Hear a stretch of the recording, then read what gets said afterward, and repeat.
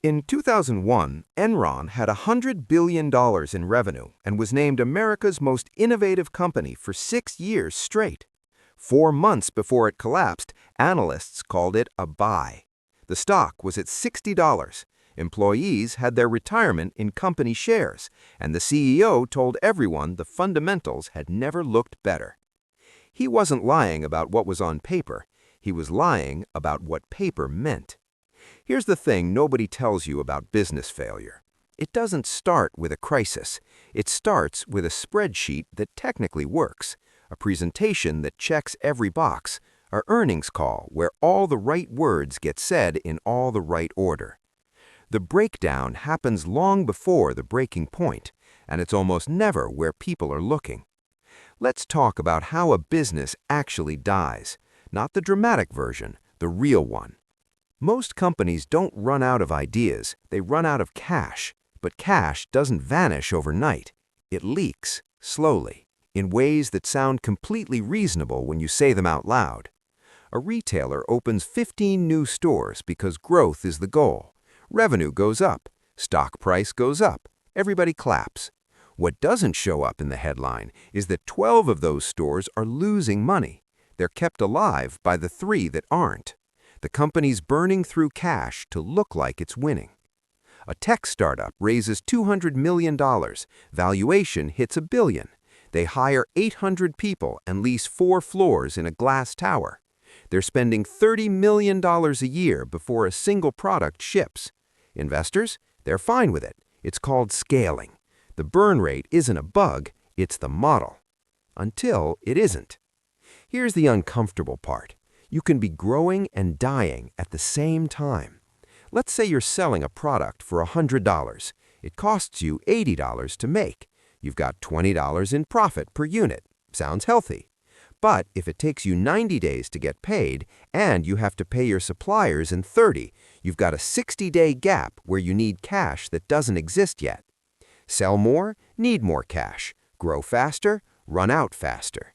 This is called working capital, and it's killed more businesses than bad products ever did.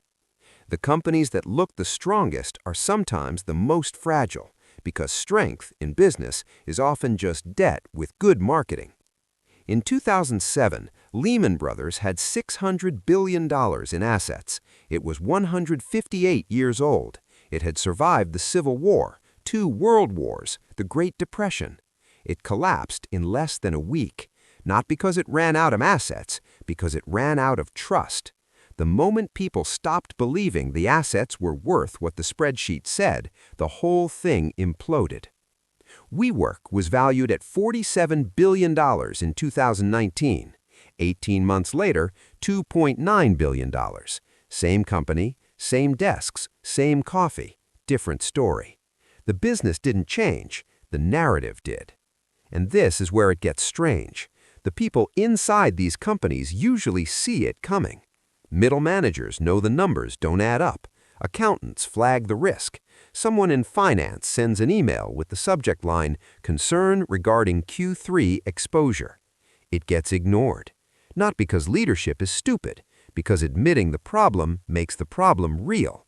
And once it's real, the stock drops, credit dries up, clients bail, employees quit. So they optimize, they restructure, they hire consultants who use words like right-sizing and operational efficiency. They buy time. But time, in business, is just another liability. The scariest part isn't that businesses fail, it's how long they can look successful while failing. Blockbuster was opening new stores the same year Netflix went public. Toys R Us posted revenue of $11.5 billion the year before it filed for bankruptcy. Sears was still in the S&P 500 while it was liquidating. The gap between everything's fine and we're shutting down could be 30 days, because the breakdown isn't an event, it's a condition. And by the time it's visible to outsiders, it's usually too late to fix. Right now, there are companies in your portfolio, in your town, employing people you know that are technically insolvent. The accounting just hasn't caught up yet. And the wildest part? They might survive anyway, not because they fixed the problem, because they convinced enough people it didn't exist. So maybe the real question isn't why businesses break down before anyone notices. Maybe it's how many are still standing that already have.